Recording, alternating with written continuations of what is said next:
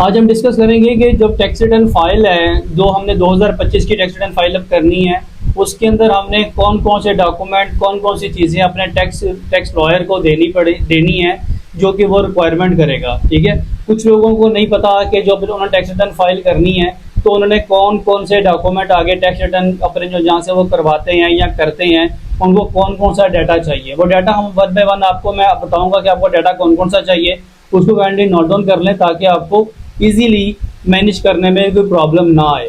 ठीक है, सबसे पहले तो मैं आपको बताता हूँ कि जब भी आपने टैक्स रिटर्न फाइल आपने करनी है तो नंबर वन आपने देखना है कि आपने सोर्स ऑफ इनकम अपनी बतानी है। यानी अगर आप सैलरीड पर्सन है तो आपने पूरे साल की अपने टैक्स पेयर को यानी अपने टैक्स लॉयर को आपने वो पूरे साल की सैलरी स्लिप देनी है, और उसके साथ जो जो आपकी सैलरी पे चालान डिडक्ट किया गया है वो चालान का सर्टिफिकेट आपने अपने टैक्स लॉयर को प्रोवाइड करना है। नंबर वन थिंग आपके पास आ गई कि आपकी सैलरी स्लिप जो कि स्टार्ट होगी 1 जुलाई 2024 से लेकर 30 जून 2025 तक, यानी 12 मंथ बनेंगे आपके। जुलाई, अगस्त, सितंबर, अक्टूबर, नवंबर, दिसंबर, जनवरी, फरवरी, मार्च, अप्रैल, मई, जून।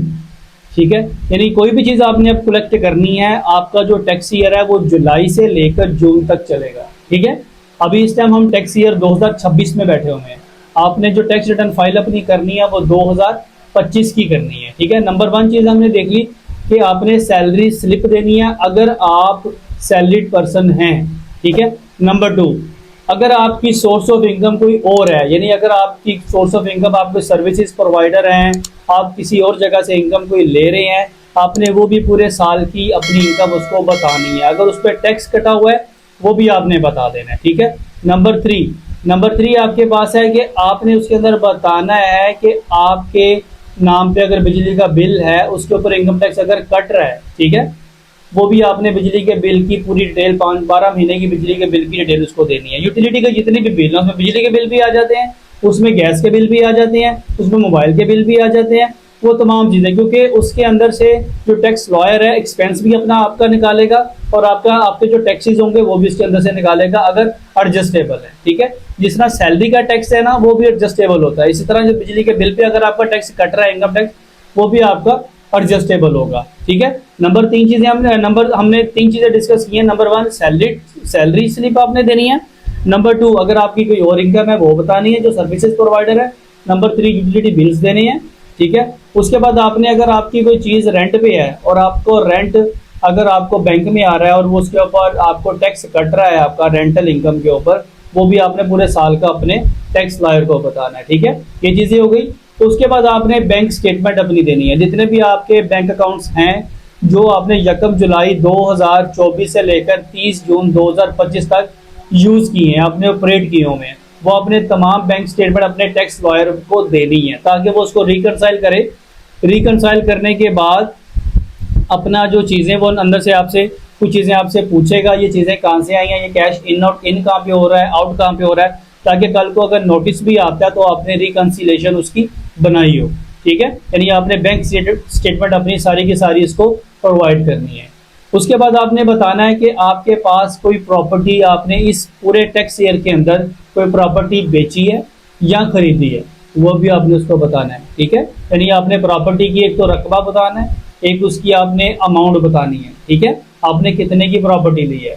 प्रॉपर्टी का हमने सेक्शन पिछले लेक्चर में देखा था कि आप प्रॉपर्टी कैश में कितनी ले सकते हैं, बैंक में कितनी ले सकते हैं।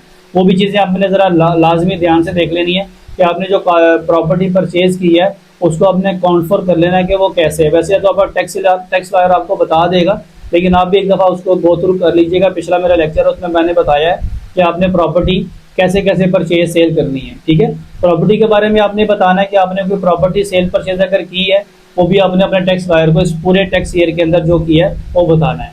उसके बाद आपने बताना है अगर आपके नाम पर कोई गाड़ी है, कोई बाइक है, आपने इस टैक्स ईयर के अंदर कोई परचेज न्यू की है या सेल की है, गाड़ी, बाइक, कोई भी चीज़, वो आपने उसको बतानी है कि आपके पास ये चीज़ आपने सेल की है या परचेज की है।